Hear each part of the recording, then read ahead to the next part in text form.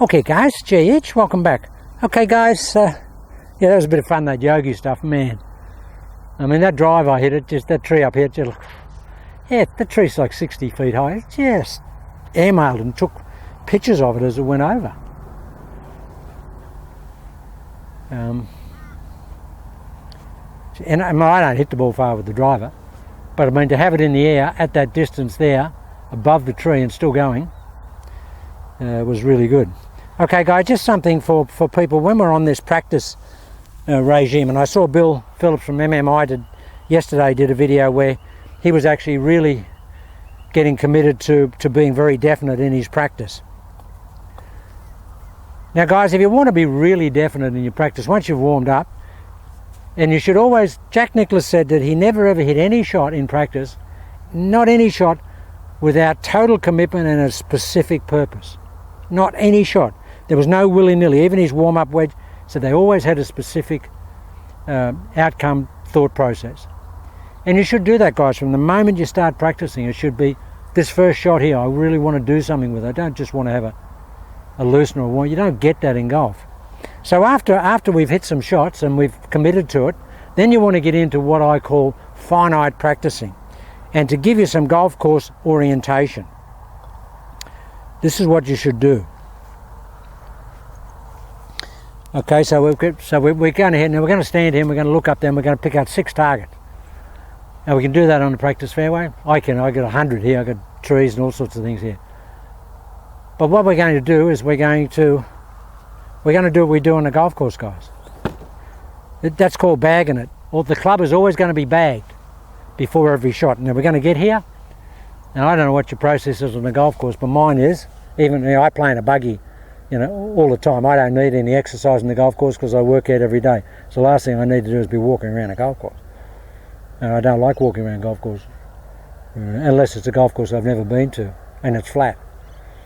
And people say to me, JH, why don't you go for a walk of an afternoon or in the morning? And I just say, guys, I own a motor car. If I didn't have a motor car, I'd probably go walk, but I've got a motor car, a vehicle. Why do I go walking?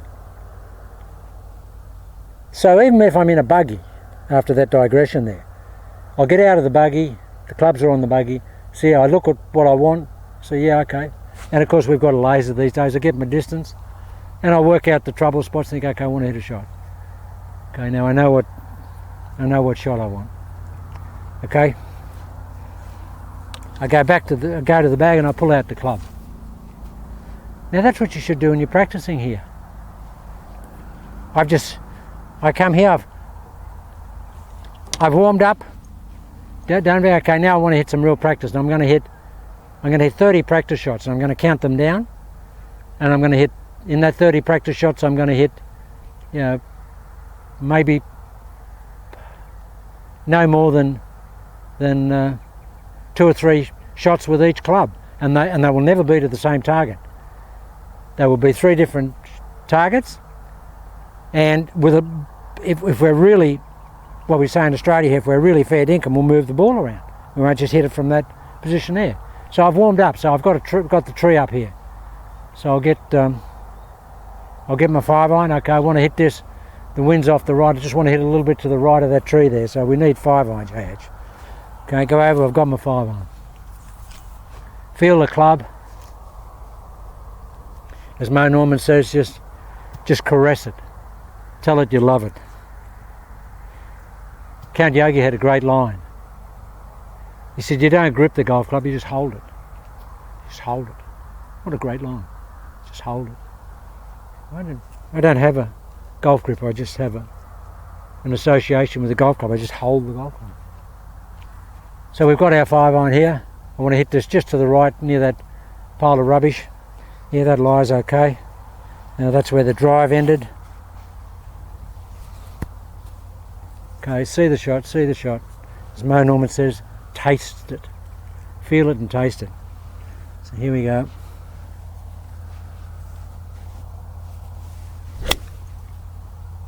Wow.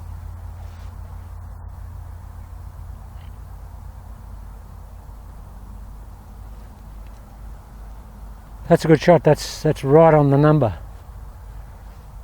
I couldn't get to that into the wind there, but the direction was perfect, you know, inside sort of a 2-yard tolerance there. Really hit that good.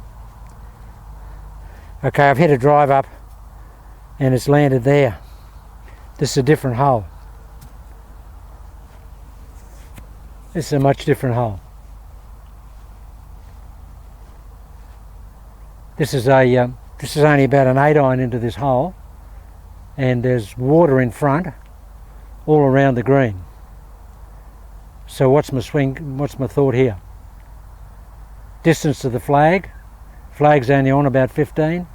Distance to the flag is perfect 8-iron. Now, if I don't hit a perfect 8-iron and I come up with that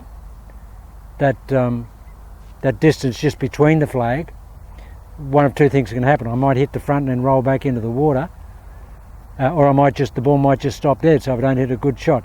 And it is down, it's away. So I don't want to be able to standing here with water in front of me and thinking I've got to hit this absolutely perfect. So what am I going to do? I'm going to take a 7-iron. I'm thinking 7-iron, and I'm thinking smooth 7-iron. I'm thinking past the flag. Don't care, I just want to be on the green, past the flag. Whatever's between me, the water and the flag, I want to take out of play. And this 7-iron will do that. Critical hole to get on the green. Okay, think about it. It's a 7-iron.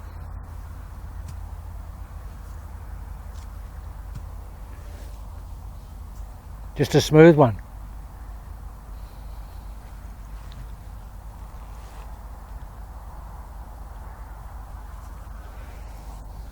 Come on.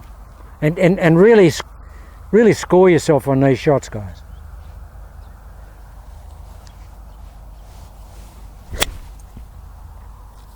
Well, that ain't going in the water, guys. No way that's going in the water. Gee, that's a long 7-iron. There's a bit of yogi in that. Wow. That would have been past the flag and I would have had probably 25 feet back up the hill, which would have been great.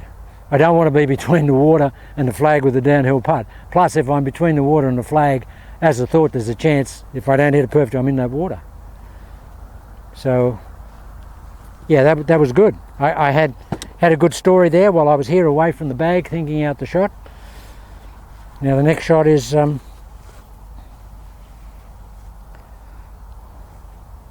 Now that ball's sitting down. It's in a cuppy lie. And this is a really long par 4, and I've got at least a 4-iron in here, and that's in a cuppy lie. So what would I normally do? Normally I'd hit a hybrid out of there because it's a bit cuppy, it's a bit fluffy. I'd hit a hybrid, but I haven't got a hybrid. So what I'm going to do is I'm going to get 3-iron.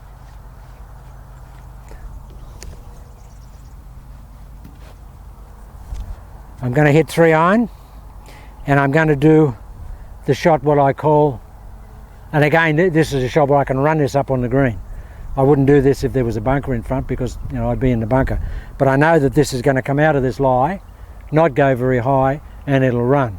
But I've thought all that out, and I've just got my club out of the bag there, and I'm relating to this lie.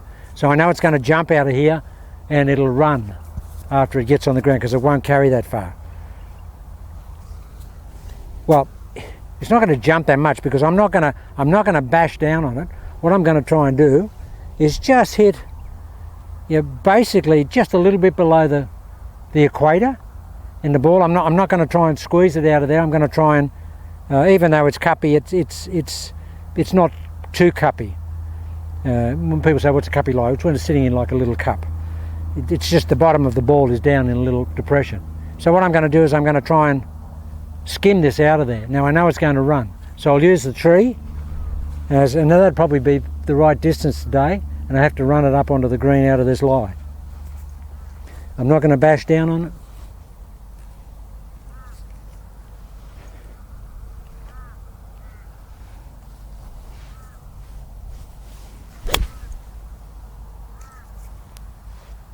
So that was perfect contact. That was really clean contact.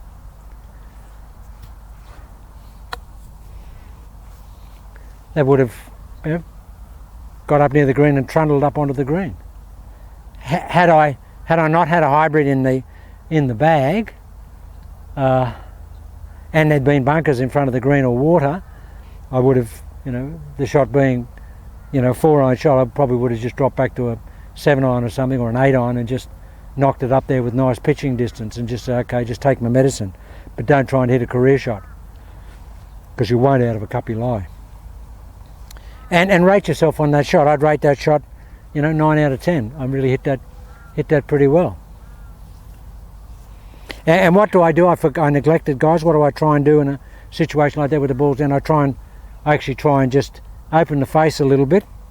And okay, it's not pure channel lock protocol here, but I want to actually hit a little bit of cut on this.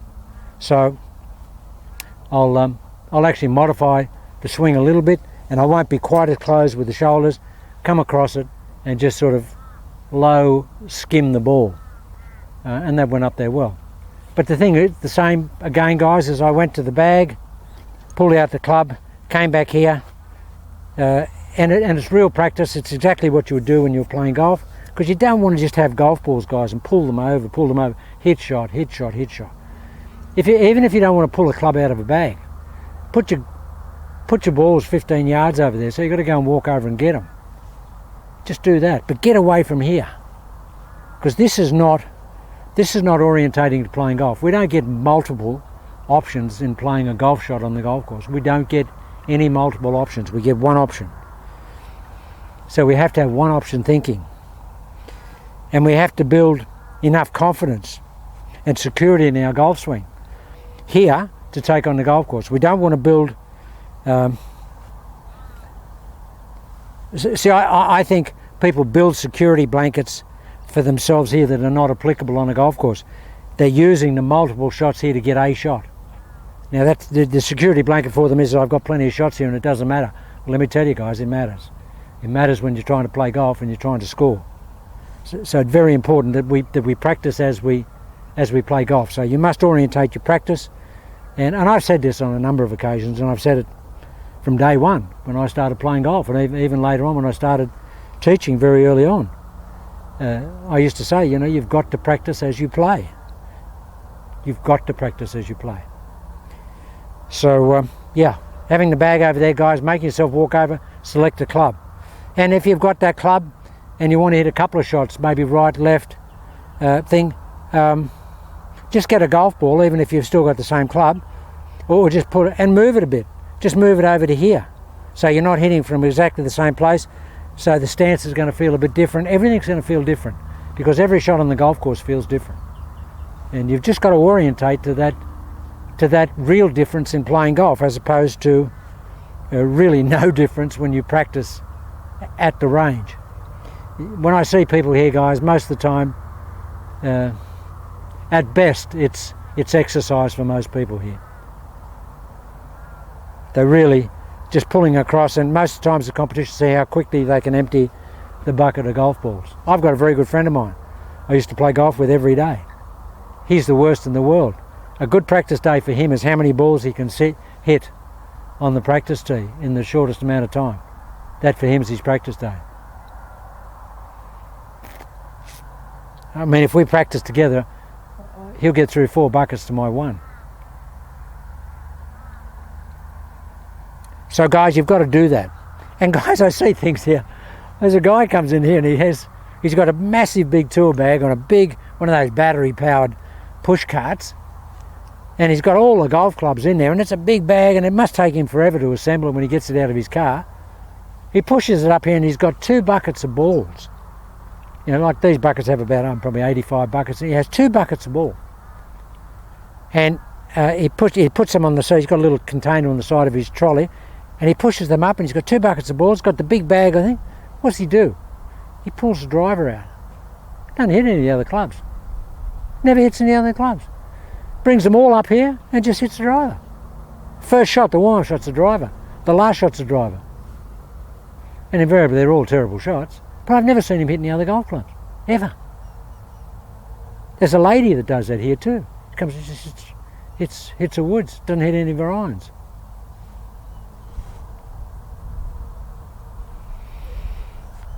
And there was a lady here the other day I was giving some advice to, and she said, "Oh, Jay, it's just, it really annoys me." She said, "I basically hit all my golf clubs the same distance." And I said, "You know why you do that, darling?" She said, "No." I said, "Because your club speed's the same on all your shots." She said, "What does that mean?" And you watch some of the ladies. I mean, this is basically some of the ladies' swings. And it's the same every time. So that action is exactly the same. So invariably their driver goes as far as the 7-iron, and they never get any height on the shot. And she said, "Well, why is that so?" I said, "Well, because most of the ladies don't have any leverage in the golf swing. They don't load the golf swing, golf club. It's back here, and it's just this type of golf swing. Or it's a big long swing here, loose, and they come in and they just decelerate. Because the swing is so long and so hard for them to control, they come in here and it's just a decel." But I actually tested a lady here a couple of years ago with a launch monitor, a swing radar, and she was swinging within 2 miles an hour with every golf club in the bag. Didn't make any difference. And she said, "So what have I got to do?" I said, "Okay, because you've got a swing that has no leverage, you've got to build a swing that's got some leverage." And she said, "I don't understand leverage." I said, "Well, leverage is actually just getting the club to generate and create some energy, more energy. And that's leverage there, when we can get there." She said, "Well, how do I do that?" So I just got behind her, or I got her hands, and I got hold of her hand. And I said, "Take the club back here," and I pulled the club back here, like that. She said, "Oh, I never feel like that." And I grabbed hold of this hand. I said, "Now I want you to start down in your downswing." And she went like that, and she went to do that, and I had hold of this and I pushed this back. She said, "Oh, what are you doing?" I said, "That's what you've got to feel, darling. You must feel that in your downswing." I said, "What does that feel like to you?" She said, "It feels like this hand's going that way and this one's coming here." I said, touche, my darling. You've got it. That's what you have to do. You have to push that hand that way and this one this way. We don't want both the hands going the same way. And I promise you, within 10 shots, she was just hitting fantastic shots. And she was actually making an impact sound with her irons. I mean, she just couldn't hit short irons at all because she had no leverage and there was no load on it. It was just most times she'd just come through and she'd just, skim it and scull it, and they just would never get in the air. And I got her doing it for about half an hour. She ended up hitting the ball great. And I've seen her subsequent to that, and she said her handicap just went. But I don't do a lot with ladies because I really like to teach angles in a golf swing for the better, and I basically only teach the better player. I'm not a snob, but I just find that it's a lot of hard work with high handicap players and high handicap ladies. I applaud the guys that go out there and do that, because guys, I just think it's just worth more money when you teach people that much effort goes into.